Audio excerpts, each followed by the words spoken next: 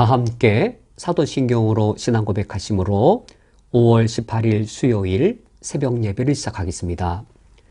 전능하사 천지를 만드신 하나님 아버지를 내가 믿사오며 그 외아들 우리 주 예수 그리스도를 믿사오니 이는 성령으로 잉태하사 동정녀 마리아에게 나시고 본디오 빌라도에게 고난을 받으사 십자가에 못 박혀 죽으시고 장사한 지 사흘 만에 죽은 자 가운데에서 다시 살아나시며 하늘에 오르사 전능하신 하나님 우편에 앉아 계시다가 저리로서 산자와 죽은 자를 심판하러 오시리라. 성령을 믿사오며 거룩한 공회와 성도가 서로 교통하는 것과 죄를 사하여 주시는 것과 몸이 다시 사는 것과 영원히 사는 것을 믿사옵나이다. 아멘. 하나님 아버지시여, 내가 예수 그리스도를 견고히 믿을 때에 하나님 아버지의 함께 하심을 내가 충만히 누릴 수 있사오니 오늘 나에게 담대한 믿음을 주시어 하나님의 함께 하심을 충만히 누리게 해 주옵소서. 예수 그리스도의 이름으로 기도합니다. 아멘. 오늘 성경 말씀은 신약 성경 마태복음 14장 24절부터 32절까지의 말씀입니다. 오늘 성경 말씀을 제가 봉독해 드리겠습니다. 배가 이미 육지에서 수리를 떠나서 바람이 거스름으로 물결로 말미암아 고난을 당하더라.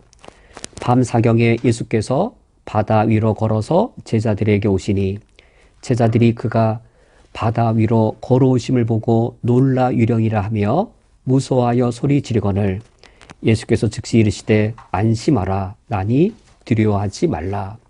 베드로가 대답하여 이르되 주여 만일 주님이시거든 나를 명하여 물 위로 오라 하소서 하니 오라 하시니 베드로가 배에서 내려 물 위로 걸어가 예수께로 가되 바람을 보고 무서워 빠져 가는지라 소리질러 이르되 주여 나를 구원하소서 하니 예수께서 즉시 손을 내밀어 그를 붙잡으시며 이르시되 믿음이 작은 자여 왜 의심하였느냐 하시고 배에 함께 오름에 바람이 그치는지라. 아멘. 오늘 성경 본문 말씀에서는 베드로를 비롯하여 제자들의 이 모습, 믿음이 작은 제자들의 모습을 보여주고 있습니다. 오늘 성경 본문에 등장하는 이 제자들, 그리고 특히 이 베드로의 모습을 보면 오늘 우리들의 믿음이 연약한, 믿음이 작은 우리의 모습을 그대로 보여주고 있습니다. 바로 나의 모습, 내가 믿음이 작을 때 바로 이와 같은 모습이었음을 오늘 성경 말씀이 보여주고 있습니다. 오늘 어떤 상황에 제자들이 놓여져 있었을까? 24절 말씀을 보면 제자들이 예수님 없이 그들만 배를 타고 바다를 건너갈 때였습니다. 그때 바람이 거스르고 물결로 말미암아 고난을 당하더라 라고 하여서 예수님이 없는 그 상황 가운데 이제 바람이 거세게 불고 그리고 그로 인해 물결이 이 배에 부딪혀서 이 고난을 겪는, 그러니까 위험, 생명의 위협을 겪는 그런 어려움의 상황이었습니다. 근데 이 제자들을 매우 두려운 가운데 아주 공포 속에 몰아넣는 일이 일어나는데 25절과 26절 말씀이죠. 밤 사경, 아주 짙은 그 한밤중에 바다 위로 누군가가 걸어왔습니다. 25절 말씀 보면 밤 사경에 예수께서 바다 위로 걸어서 제자들에게 오시니라고 하여서 그 바다 위를 걸어오시는 분 분명히 예수님이신데 제자들은 그분이 예수님이신 것을 알지 못했습니다. 오히려 그들은 26절 말씀을 보면 예수님이 아니라 유령이라고 하고 유령이 걸어온 것으로 알아서 그들이 무서워하며 소리를 질렀다라고 말합니다. 사실 우리들의 사실 모습이죠. 내가 이 바람과 그리고 물결로 인해 인생의 고난을 겪고 있을 때 예수님이 내가 인생의 고난을 겪고 있는 그 자리에 가까이 오실 때, 예수님이 찾아오실 때 예수님이 오신 것인지도 알아보지 못하는 그런 우리의 연약한 모습, 아직 미성숙한 우리의 모습, 제자들의 모습을 통해서 우리가 발견하게 됩니다. 그런데 이 제자들은 배 타기 전에 방금 전에 무슨 일을 경험했냐면 오병이어의 기적이었습니다. 오병이어의 기적을 경험하면서 그들이 예수님이 누구인지를 좀 더 알았더라면 지금 이 상황이 되었을 때 오병이어의 기적을 일으키신 예수님, 그럴 기적을 일으키시는 분이 예수님 외에 또 다른 분이 없다라고 한다면 지금 바다 위를 걸어오시는 저분도 예수님일 것이다라고 이 12명 중에 한 명이라도 알아챘어야 되는데 아직 제자들의 믿음이 그 정도는 아니었습니다. 그러나 27절 말씀에 예수께서 즉시 이르시되 안심하라 나니 두려워하지 말라라는 이 말씀을 들었을 때에 12명의 제자들 중에 아주 두드러진 한 인물이 있죠. 바로 베드로입니다. 베드로가 지금 이 사건을 경험하고 바다 위를 걸어오시는 그 예수님, 바로 그분이 이 장면을 목격한 이후에 베드로 마음속에 믿음이 싹트고 믿음이 성숙을 향해 한 걸음 더 성장한 모습을 보여줍니다. 바로 28절 말씀이지요. 베드로가 대답하여 이르되 주여 만일 주님이시거든 나를 명하여 물 위로 오라 하소서. 베드로 참 아주 특별한 인물, 아주 궁금함이 많이 가는 그런 인물입니다. 이런 질문을 왜 했을까요? 이런 요청을 예수님께 왜 드렸을까요? 그런 궁금함도 있지만 이 내면의 베드로 안에 믿음이 싹트고 더 성숙한 믿음을 향해 한 걸음 나아간 것은 아주 분명한 사실입니다. 베드로가 이 사건을 보고 무엇을 알게 되었을까? 예수님이 어떤 분인지 더 알아갑니다. 오병이어의 기적을 경험했을 때만이라도 아직 몰랐던 그 예수님, 그러나 지금 바다 위를 건너오시되 아주 강한 바람 중에서도 건너오시는 그 예수님을 볼 때 예수님은 바람을 다스리시고 물결을 다스리시는 그런 자연을 통치할 권세를 갖고 계신 분인 것을 베드로가 알게 됩니다.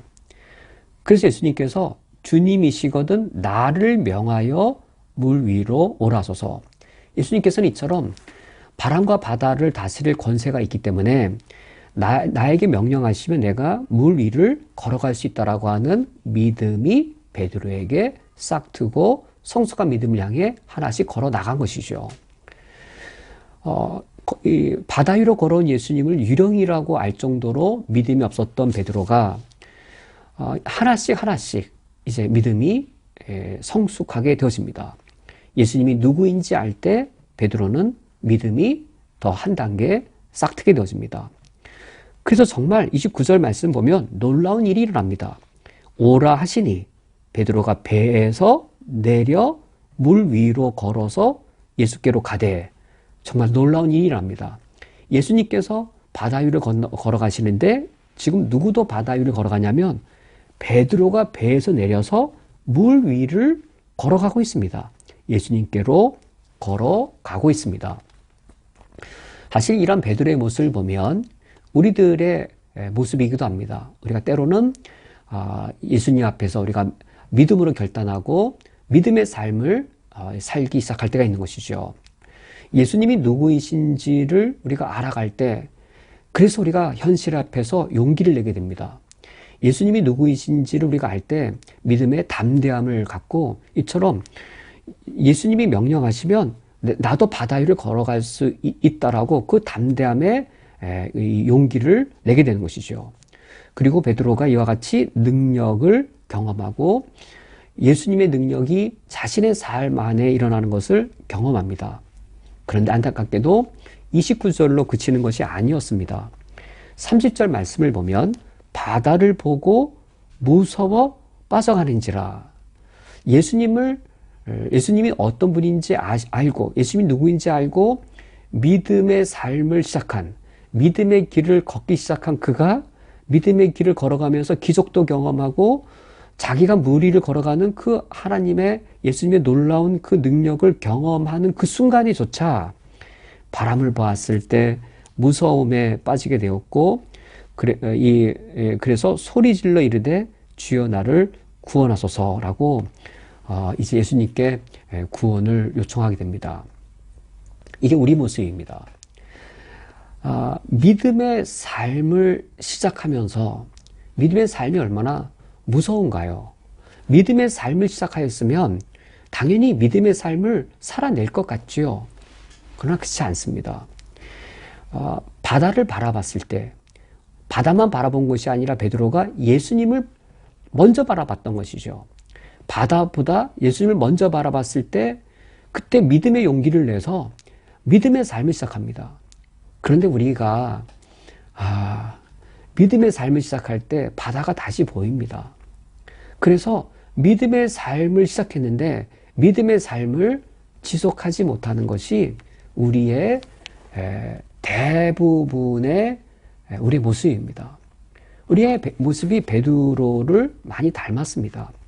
베드로의 이 모습은 베드로와 같은 어떤 이 특정 인물의 모습이라기보다도 12제자의 미성숙한 믿음을 대표하는 한 예이고 12제자만이 아니라 우리 모든 그리스도인들, 믿음의 삶을 시작한 우리 모든 그리스도인들의 예가 되어집니다. 믿음의 삶을 시작하였다고 해서 믿음의 삶이 맞춰질 때까지 내 안에 믿음이 계속 견고하게 있느냐? 대부분은 아닙니다. 믿음의 삶을 시작하였어도 믿음의 삶을 시작하였기 때문에 믿음으로 그 삶을 시작하기 때문에 자연스럽게 믿음으로 끝까지 가는 것, 바다가 다 끝날 때까지 그것이 믿음의 삶을 마치는 것, 물론 그것이 우리 모두가 다 목표로 삼을 바이지만 한순간에 그와 같이 되지는 않습니다. 31절 말씀에 예수님께서 즉시 손을 내밀어서 베드로를 붙잡으시고 구원해 주십니다. 그리고 이처럼 말씀하십니다. 믿음이 작은 자여 왜 의심하였느냐라고 말씀하십니다. 아직은 베드로의 믿음이 완전한 성숙에 이르지 못했습니다. 그러나 중요한 것은 베드로의 믿음이 자라나가고 있다는 사실입니다. 베드로가 지금은 아직은 믿음이 작은 자이지만 그러나 조금 전보다는 믿음이 더 성장했습니다. 믿음의 성공을 통해서도 성숙했고 믿음의 실패를 통해서도 성숙했습니다. 예수님을 보고 유령이라고 말했을 때보다는 믿음이 조금씩 더 성장하고 있습니다. 오늘 말씀을 맺도록 하겠습니다. 우리가 베드로를 볼 때 믿음의 삶을 시작하는 그 상황조차 예수님에 대해 의심하는 불신앙의 뿌리가 동시에 있습니다. 이게 우리의 자연스러운 대부분의 모습입니다. 예수님을 믿으면서도 우리가 예수님을 완전히 믿지 못하는 연약함이 우리 중에 있는 것, 공전하는 것이 우리 대부분의 모습입니다. 이때 우리는 어떻게 하겠는지요? 믿음으로 시작한 삶, 우리가 끝까지 믿음으로 살아내는 것, 그것이 우리에게 필요합니다. 예수님께서 베드로에게 믿음이 작은 자야라고 말씀하시는데 큰 믿음은 무엇인가? 믿음으로 시작한 삶, 우리가 믿음으로 끝까지 마치는 것에 있습니다. 믿음으로 시작한 삶, 믿음으로 끝마칠 수 있도록 큰 믿음을 주님 우리에게 주시도록 우리가 오늘 이 아침에 우리 각자 자신의 믿음을 위해 기도할 수 있기 원합니다. 함께 기도하시겠습니다. 하나님 아버지시여, 내가 주님을 믿을 때에 하나님의 함께 하심을 더욱더 누릴 수 있습니다. 내게 믿음을 주시되 큰 믿음을 주시옵소서. 예수 그리스도의 이름으로 기도합니다. 아멘. 다 함께 주기도로 오늘 예배를 폐하겠습니다. 하늘에 계신 우리 아버지여, 이름이 거룩히 여김을 받으시오며 나라가 임하시오며 뜻이 하늘에서 이루어진 것 같이 땅에서도 이루어지이다. 오늘 우리에게 일용할 양식을 주시옵고 우리가 우리에게 죄 지은 자를 사하여 준 것 같이 우리 죄를 사하여 주시옵고 우리를 시험에 들게 하지 마시옵고 다만 악에서 구하시옵소서. 나라와 권세와 영광이 아버지께 영원히 있사옵나이다. 아멘.